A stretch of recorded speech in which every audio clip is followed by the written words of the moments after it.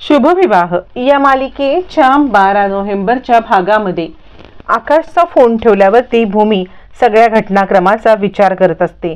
कशी रागिणी आली, कशी मुद्दाम आपल्याला तिने भडकवलं आणि त्यानंतर आपण आकाशला काही सांगण्याचा प्रयत्न केला तर आकाश काही ऐकून घेण्यातच तयार नाहीये.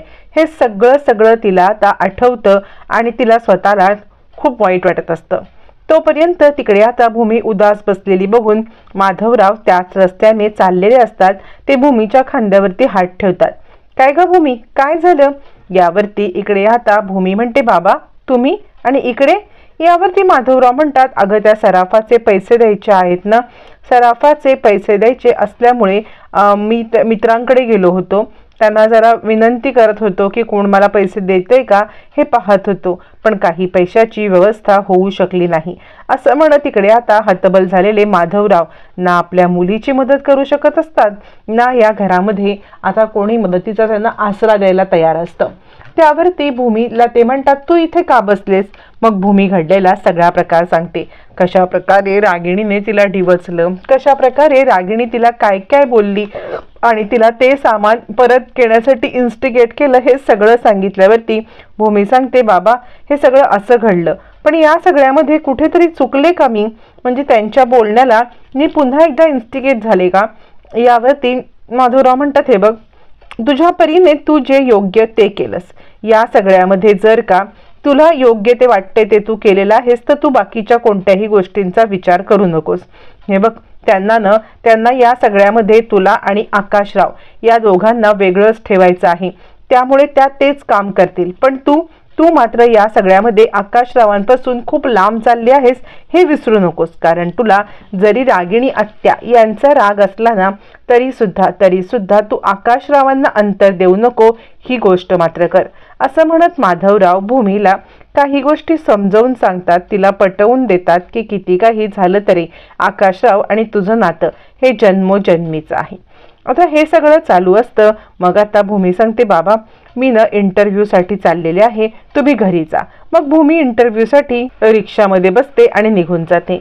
इकडे आकाश ऑफिसला तर आलेला असतो पण त्याचं लक्षच नसतं. त्याचं लक्ष कशातच नसल्यामुळे या सगळ्यामध्ये तो फक्त आणि फक्त भूमीचा विचार करत असतो. ज्या वेळेला तो भूमीचा विचार करतो त्यावेळेला रागिणी म्हणते, आकाश उद्या आपली महत्त्वाची कॉन्फरन्स आहे बरं का, महाजन ग्रुप ऑफ इंडस्ट्रीजची कॉन्फरन्स आहे. आत्ताच मला फोन आला होता, त्यामुळे ही आपल्या महाजन इंडस्ट्रीच्या खूप मोठी मानाची कॉन्फरन्स असणार आहे. याच्यावरती बरेचसे उलघडी ठरतील आणि बरेचसे आपल्या इकडे आता कंपनीला कॉन्ट्रॅक्ट मिळण्याचे ठरतील. पण आकाशचं काही लक्ष नसतं. रागिणी सांगत असते, आकाश अरे मी तुझ्याशी काहीतरी बोलते, मी काही बोलते याच्याकडे तुझं लक्ष नाहीये, काय चाललंय?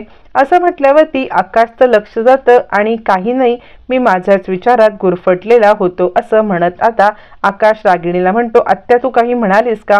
यावरती रागिणी सांगते, अरे बाळा उद्या आपली कॉन्फरन्स आहे ना, पण तुला बरं नाही का वाटत आहे?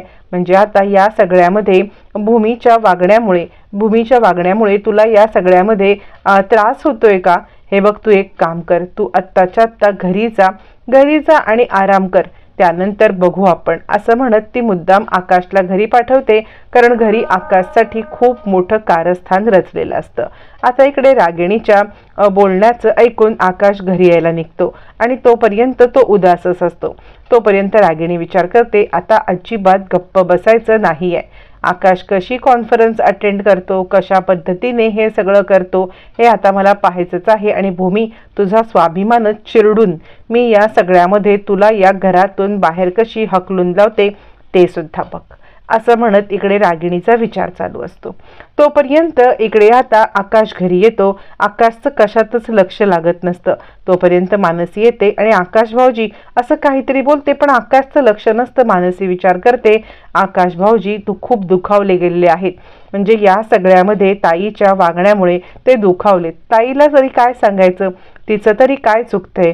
या सगळ्यामध्ये आता तिला तरी आपण दोष देऊ शकत नाही, कारण ज्या काही उलगडी घडतायत त्या सगळ्यामध्ये भाऊजींचं पण चूक नाहीये आणि ताईची सुद्धा चूक नाहीये. असं आता ती विचार करत असते.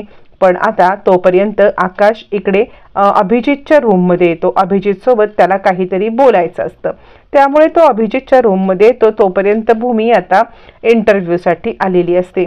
भूमी ज्या वेळेला इंटरव्ह्यूसाठी आता यायला लागते त्यावेळेला तिकडे बाजूला एक माणूस बसलेला असतो. आता हा माणूस दुसरा तिसरा कोणी नसून हा फक्त आणि फक्त एक त्या कंपनीचा मालकच असतो आणि तो इथेच बाहेर इंटरव्ह्यू घेण्यासाठी बसलेला असतो. त्यावरती आता तो भूमीला म्हणतो, मॅडम अहो हे लिननचं कापड आहे ना, हे मला पारितोष म्हणजे ज्या कंपनीमध्ये ते आता इंटरव्ह्यू आलेले आहेत त्याच्याबद्दल तो बोलत असतो. मला नाही वाटत की पारितोष या गारमेंट चांगलं वाटतंय. यावरती भूमी म्हणते, असं काय करताय?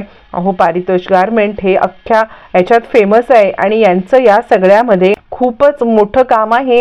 हे लिननचं कापड ऑफिस वेअरसाठी किती चांगलं आहे, एकदम क्लासी दिसतं आणि या सगळ्यामध्ये हे कापड पारितोष बनवतं, हे खूप चांगलं आहे.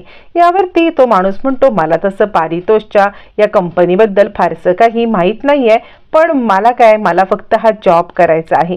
मी हा जॉब करणार जेणेकरून मला या सगळ्यामध्ये एक अपॉर्च्युनिटी मिळेल. बाकी मला काहीही करायचं नाही आहे. ही अपॉर्च्युनिटी ग्रॅब करून मी या सगळ्यामध्ये फक्त आणि फक्त ही अपॉर्च्युनिटी मिळवून दुसरीकडे अनुभवापर्यंत जॉब करणार आणि त्यानंतर एकदा इथला अनुभव घेतला की मी दुसरीकडे जाणार आणि मग मात्र मी माझा दुसरं हे करणार. हे फक्त काय मी अनुभवासाठी करतोय. मग मी म्हणते, नाही माझं तसं नाही आहे. या सगळ्यामध्ये काहीही झालं ना तरी सुद्धा मी या कंपनीसोबत जर मला जॉब मिळाला ना तर नक्कीच प्रामाणिक राहीन, कारण मला असं वाटतं की या कंपनीसोबत जॉब करून मला खूप काही शिकायला मिळेल. यावरती पारितोष म्हणतो, म्हणजे आता इकडे तो जो मालक असतो पारितोष याचा, तोच भूमीचा ॲक्च्युली इथेच इंटरव्ह्यू घेत असतो आणि तो म्हणत असतो की असं काय करताय? अहो जर का चांगली अपॉर्च्युनिटी मिळाली तर तुम्ही ही अपॉर्च्युनिटी स्वीकारणार नाही का? भूमी सांगते, हे बघा याच्यापेक्षा चांगली अपॉर्च्युनिटी जर मिळाली तर मी आधी या कंपनीला इन्फॉर्म करेन. या कंपनीला इन्फॉर्म करून मी सांगेन की या सगळ्यामध्ये मला अशी अशी अपॉर्च्युनिटी मिळाले आणि मी तुमचं हे सोडणार आहे. मी कोणत्याही प्रकारचा धोका देऊन या सगळ्यामध्ये हे करणार नाही, इतकी मात्र गोष्ट नक्की. असं म्हणत इकडे आता या सगळ्यामध्ये भूमी त्या माणसाला नीट सगळं समजावून सांगते. यावर तो म्हणतो, कमालच झाली मॅडम तुमची, म्हणजे तुम्ही या सगळ्यामध्ये काय वागता कसं वागता मला काही कळत नाही आहे. जाऊ दे, म्हणजे खरा इंटरव्ह्यू आता मी द्यायला आलोय, पण मी जरा वॉशरूमला जातोय. तोपर्यंत तो रिसेप्शनिस्टला सांगून जातो, हे बघा म्हणजे हा इंटरव्ह्यू मी द्यायला आलेलो आहे, पण सगळ्यात महत्त्वाचं म्हणजे आता मी फ्रेश व्हायला चाललोय, तर तुम्ही माझ्याऐवजी हा नंबर या मॅडमना द्या. आता नेक्स्ट तुम्ही या मॅडमना माझ्याऐवजी पाठवाल का? यावर रिसेप्शनिस्ट म्हणते, हो. आता ॲक्च्युली हा कंपनीचा मालकच, त्याचा आता इकडे ती रिसेप्शनिस्ट का ऐकणार नाही, तिला ऐकणं भागच पडणार आहे आणि त्यामुळे आता ती रिसेप्शनिस्ट म्हणते ठीक आहे. मग तो माणूस निघून गेल्यावरती इकडे आता भूमीला ती सांगते, भूमी महाजन चला तुमचा नंबर आहे. असं म्हटल्यावर ती भूमी इंटरव्ह्यूसाठी आज जेव्हा जाणार तेव्हा भूमीला आतमध्ये मुळातच तोच पारितोष कंपनीचा मालक असणार आहे ही गोष्ट समजणार असते. तोपर्यंत इकडे आता आकाश अभिजितच्या रूममध्ये यायला लागतो. ज्या वेळेला आकाश अभिजितच्या रूममध्ये येत असतो त्यावेळेला अभिजित दारू पित असतो आणि पौर्णिमा त्याला सांगत असते, अभिजित काय करताय तुम्ही? या सगळ्यामध्ये दारू पीत तुम्ही असे बसलेला आहात, हे जर का कुणी पाहिलं तर घरामध्ये दारू पिणं हे पूर्णपणे चुकीचं आहे. यावरती अभिजित म्हणतो, काय करू? न दारू पिऊन तरी मी काय करू? या सगळ्यामध्ये माझं डोकंच काही चालत नाहीये. तोपर्यंत आकाश तिकडे येतो आणि अभिजित काय चाललंय तुझं? असं अभिजितला म्हणायला लागतो. घरामध्ये राजरोजपणे तू काही दारू पित आहेस? अभिजित म्हणतो, काय करू? मला माझे व्यापच कमी होत नाहीयेत, तर मी दारू नाही पिणार तर काय करणार? यावरती अभिजितच्या हातातून तो ग्लास काढून घेत आकाश म्हणतो, वेट लागले का? इकडे आईलाच ऑलरेडी किती त्रास आहेत आणि तिने जर का तुला या अवस्थेत पाहिलं किंवा जर का तिला या सगळ्यामध्ये समजलं की तू दारू पिते आहेस तर तिला किती त्रास होईल. ही गोष्ट तुला का समजत नाहीये? असं म्हणत इकडे आता आकाश चिडतो आणि त्याच्या हातामधून तो ग्लास हिरावून घेतो. आकाश त्याच्या हातातून तो ग्लास हिरावून घेतो आणि आता अभिजित म्हणतो, काय रे, आईला त्रास कोणामुळे होतोय? तू मला बोलतोयस की आईला त्रास होतोय, आईला त्रास होतोय, पण आईला त्रास तुझ्याच बायकोमुळे होतोय ना. म्हणजे तुला समजतंय का किती तिने आईवरती आरोप केले घाणेरडे, आणि सगळा भूतकाळातला प्रसंग तो आकाशच्या समोर मांडायला लागतो. तुझ्या बायकोने आई म्हणे भातामध्ये विष मिळवल्याचा आता मात्र तिच्यावरती आरोप केला. त्याच्यामुळे तिला त्रास झाला असेल की माझ्यामुळे त्रास झाला असेल. तू काय बोलतोयस हे तुला समजतंय का आकाश? या सगळ्यामध्ये तुझी बायको ही एकमेव कारण आहे आईला त्रास द्यायला, आणि ते बाजूला ठेवून तू मला बोलतोयस. असं म्हणत फ्लॅशबॅक मधल्या गोष्टी तो सगळ्या आता आकाशला सांगायला लागतो, आणि तो आकाशला या सगळ्यामध्ये भूमीच्या विरुद्ध भडकवत असतो. त्यानंतर तो आता म्हणतो, तू म्हणतोयस की आईला त्रास होतोय, पण तुझी बायको जे काही करते ते राजरोजपणे तू विसरून जातोस का? तू या सगळ्यात विसरून गेलायस का की तुझ्या बायकोने आत्तापर्यंत आईला किती हे केलंय ते, आणि तू तिच्यासाठी किती केलंस? तरी सुद्धा ती या इकडे यायला तयार पण नाहीये, तुझ्याशी बोलायला तयार नाहीये. काय तर तिचा स्वाभिमान जपते, सामान परत पाठवते, आल्यावरती गेस्ट रूम मध्ये राहते, हे इतकं सगळं ती करते. पण तू तिच्यासाठी किती काय काय केलंस तुला माहिती आहे ना? ती बरी व्हावी, तिला सगळी स्मृती परत यावी, यासाठी तू किती खस्ता खाल्ल्यास, तू किती हे केलंस. त्याचं तिला अजिबात हे नको आहे का? त्यामुळे तू एक विचार कर, तू सुद्धा या भूमीच्या याच्यातून बाहेर पड, तरच तुझं माइंडसेट फ्री होईल, आणि त्यासाठी तू दारू पी. असं म्हणत अभिजित मुद्दाम आकाशला आता भडकवायला लागतो, आणि भडकवल्यावरती तो दारू पिण्यासाठी त्याला आता या सगळ्यामध्ये इन्स्टिगेट करतो. आकाश म्हणतो, नाही, खबरदार, मी दारू पित नाही, तुला माहिती आहे ना, आणि या सगळ्यामध्ये तू मला काय दारू प्यायला सांगतोस? मी तुला दारू पिऊ नको असं सांगत आहे, आणि तू मला देतोस. पौर्णिमा म्हणते, कसं आहे ना आकाश भाऊजी, म्हणजे दारू पिण्याचं मी नाही समर्थन करणार, पण खरं सांगू का, तर भूमीने या सगळ्यामध्ये तुम्हाला जी वागणूक दिली ना, ती वागणूक आता मला समजतीये.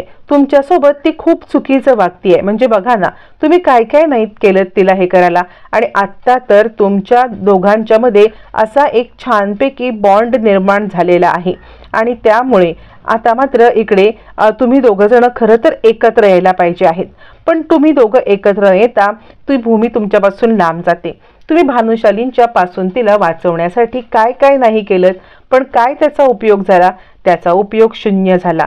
तुम्ही भानुशालींची ते भांडलात, तिचं लग्न तुमच्यासोबत लावलं, यावरती अभिजित म्हणायला लागतो, काय सांगू तुला पौर्णिमा, वेदांगी सारखी मुलगी याच्या प्रेमात पडली होती, ती याच्यासोबत लग्नाला तयार होती, पण याने काय केलं? याने वेदांगी सारख्या शिकल्या सवरलेल्या मुलीला नाकारलं. मुलीला नाकारून याने लग्न केलं कोणासोबत? भूमीसोबत. मग हे सगळं केल्यावर ते सुद्धा भूमीला साधी अक्कल नाही आहे का की या सगळ्यामध्ये तिने आकाशचं मन राखायला पाहिजे, तिने आकाशकडे परत यायला पाहिजे. आणि आत्ता काय माहिती, तिला सगळ्याला कळायला पाहिजे ना की या सगळ्यामध्ये मी म्हणजे आकाशने तिला इतकं सगळं जे काही केलंय ते सगळं ती विसरून गेली, आणि आता आपल्या बाळाला घेऊन किंवा आता ती आपलं बाळ पोटात घेऊन निघून गेली. काय माहिती भविष्यात सुद्धा ती आकाशला आणि बाळाची भेट घडवेल की नाही. असं म्हणत दोघं जण मुद्दाम आता आकाशला भडकवत असतात, जेणेकरून आकाश भडकावा, दारूच्या आहारी जावा, कॉन्फरन्सला दारू पिऊन जावा. आणि आता पौर्णिमा म्हणते, खरंच भाऊजी, म्हणजे भूमिताईला कळायला पाहिजे, आपल्यातले वाद आपल्यातच ठेवायचे असतात, आणि आता आपल्यातले वाद आपल्यात ठेवून मग बाळासाठी एकत्र यायला पाहिजे. तुमचा जीव तुटतो आणि पण तिचा जीव तुटतो का बघा. काय माहिती, मला तर अभिजितचं म्हणणं पटतंय. म्हणजे जर का आत्ता ती बाळाला तुमच्या जवळ येऊ देत नाहीये, ती स्वतः इकडे येत नाहीये, तुमच्याशी अशी वागते, काय माहिती भविष्यामध्ये कदाचित भूमिताई बाळाला घेऊन कायमचं हे घर सोडून निघून गेली तर. मला तर खूपच टेन्शन आलंय की भूमिताई अशी का वागते किंवा अशी चुकीची का वागते. यावरती अभिजित म्हणतो, ते सगळं जाऊ दे, तू एक काम कर बरं, तू छानपैकी दारूचा एक पेक पी, जरा शांत हो, तोपर्यंत आपण बोलूया, गप्पा मारू. पौर्णिमा, तू काय बघते आहेस? असं म्हणत अभिजित आकाशला दारू प्यायला भाग पडतो. तरी सुद्धा आकाश या सगळ्यामध्ये दारू पिण्यासाठी अजिबात तयार नसतो. तो सांगत असतो की अजिबात नाही, किती काही झालं तरी मी दारू पिणार नाही. मग आता शेवटचं अस्त्र उचलत इकडे अभिजित सांगायला लागतो, हे बघ, मला तुझं दुःख कळतंय, पण या सगळ्यामध्ये तुझं दुःख हलकं होण्याचाच हा मार्ग आहे. अरे माणसाला ज्या वेळेला डोक्यामध्ये खूप काही विचार असतात, खूप काही दुःख असतात, त्याच वेळेला माणूस या सगळ्यामध्ये असं काहीतरी करतो की जेणेकरून त्याला रिलॅक्स व्हावं, आणि रिलॅक्स झाल्यावरती मग आपण या सगळ्यामध्ये विचार करू लागतो, काय बरोबर काय चूक. आणि त्यामुळे भूमीचा डोक्यातून विचार तुला काढून टाकायचा असेल, भूमीबद्दलची तुझी आस्था तुला कमी करायची असेल, किंवा भूमीला जाणवून द्यायला लागेल तुला आता की तुला तिला तुझी गरज आहे, तुला नाही, हे त्यावेळेला तिला समजेल ना, त्याच वेळेला ती तुझ्याकडे येईल. पण त्यासाठी तुला तिला विसरायला पाहिजे. काहीही झालं तरी सुद्धा तू तिला विसरून नव्याने ज्या वेळेला सुरुवात करशील त्याच वेळेला आता ती तुझ्याकडे परत येईल. नाहीतर ती तुला मागे पुढे फिरवत बसेल.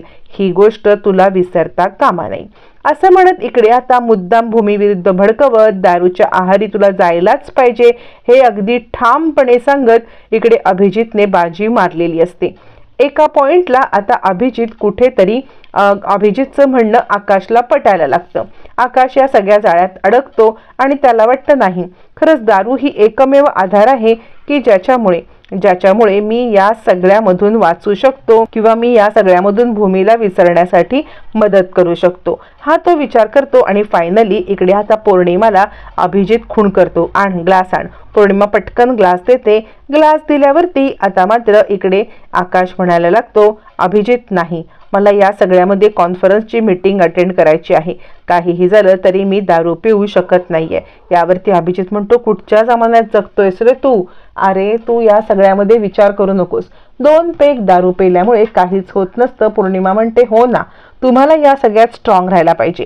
भूमिताईला दाखवून द्यायला पाहिजे की तुम्ही भूमिताईसाठी अजिबात झुरत नाही आहात. भूमिताईला तुमच्यासाठी झुरताना पाहायला पाहिजे आणि यासाठी तुम्ही स्ट्रॉंग नको करायला. असं काही बाई सांगून फायनली आकाशच्या मनामध्ये दारू पिण्यासाठी या दोघांनीही बरोबर कुरघोड्या केलेल्या असतात. दोघांनीही आकाशच्या हातात दारू दिलेली असते. आकाश यांच्या आहारी जातो, पूर्णपणे यांच्या बोलण्यात अडकतो आणि आता दारू पिण्यासाठी तयार होतो. आकाशला अडकवण्यामध्ये दोघांनी यशस्वीता पाळलेली असते आणि फायनली कार्यक्रम होतो. आकाश दारू पितो आणि त्यानंतर आकाशला इथेच दारू पाजून भागत नाही याचं म्हणून तो आता आकाशला घेऊन बारमध्ये येतो. मीटिंगला ज्या वेळेला आकाशला जायचं असतं त्यावेळेला त्याला आता दारूच्या नशेमध्ये पाडून त्याला आता बाहेर नेण्यासाठी इकडे आता अभिजित सांगतो, चल दारू पी आणि त्यानंतर मग आपण मीटिंगला जाऊ. आकाश म्हणतो, वेळ लागले का तुला? काल मी घरी जे प्यायलो ती वेगळी गोष्ट होती, पण आत्ता मात्र मी आता हे नाही करू शकत. कारण तुला खरं सांगू का तर मी मीटिंगला दारू पिऊन नाही जाऊ शकत. यावरती अभिजित म्हणतो, वेडा आहेस का तू? अरे दारू म्हणजे काय एवढं हे नसतं. 2 पेग मारून काहीच होत नाही. 2 पेग म्हणता अभिजित त्याला रासभर दारू पाजतो, खूप दारू पाजतो, इतकी दारू पाजतो आकाशला चालणं कठीण होतं. त्याला नीट चालता येत नाही, बोलता येत नाही आणि त्याला मीटिंगला पाठवून देतो. इकडे तोपर्यंत कॉन्फरन्ससाठी लोक आलेली असतात. सगळी लोक आकाशची वाट पाहत असतात आणि आकाश महाजन येणार आहेत की नाही वेळेत असं म्हणायला लागतात. त्यावरती रागिणी म्हणते, काहीच कळायला मार्ग नाहीये. खरं तर आकाशने यायला हवं होतं आतापर्यंत, पण आकाश का नाही आलाय खरंच काही कळत नाहीये. असं म्हणत रागिणी मुद्दाम या सगळ्यामध्ये आकाशला कमीपणा देत असते की आकाश दारू पिऊन पडलाय हे तिला सगळ्यांना दाखवायचं असतं. तोपर्यंत रागिणी म्हणते, अभिजित अरे आकाश का नाही आलाय अजून? यावरती आता अभिजित इशारा करतो, आई काळजी करू नकोस, तो येईलच. तोपर्यंत इकडे आता भूमी एंटर करते.